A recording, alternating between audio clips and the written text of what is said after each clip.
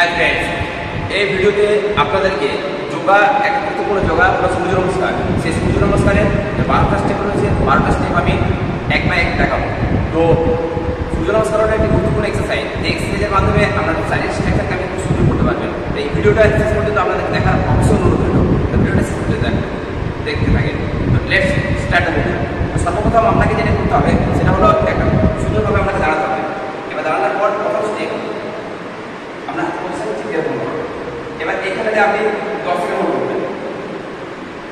Next step 2 নম্বর, আপনার হাতকে আস্তে আস্তে এরকম পরিষ্কার নেওয়ার পর পিছন দিকে যত পারবেন শ্বাস প্রশ্বাস নিতে এরকম করে যাবেন। এখানে আপনি সাধারণত 10-15 সেকেন্ড থাকতে চেষ্টা করেন।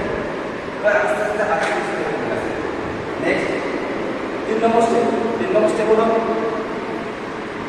আপনার হাতের পিছনে রাখুন। এবার আপনাকে সাধারণত আপনার মাথাকে পায়ের সঙ্গে লাগাতে চেষ্টা করবেন।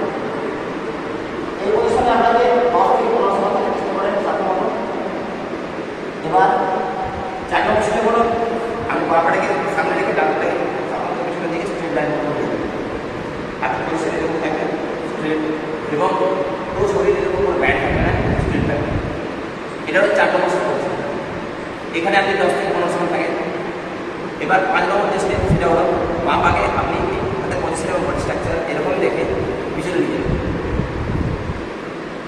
একদম পুরো শরীর স্ট্রেট থাকবে সামনের দিকে। এখানে 10 থেকে 15 পরিষ্কার ফেলার চেষ্টা করেন। নেক্সট স্টেপ হলো এবার হাঁটুর দিকে লাগিয়ে দেন এবং ঠিক এরকম পজিশন দুটো হাঁটু এবং দুটো পায়ের কোণ এবং থুতনি এবং কোনো মাটি থাকে এই পজিশনে পুরো পরিষ্কার করার চেষ্টা করেন। নেক্সট শরীরকে এরকমভাবে রেখে এখানেও আমি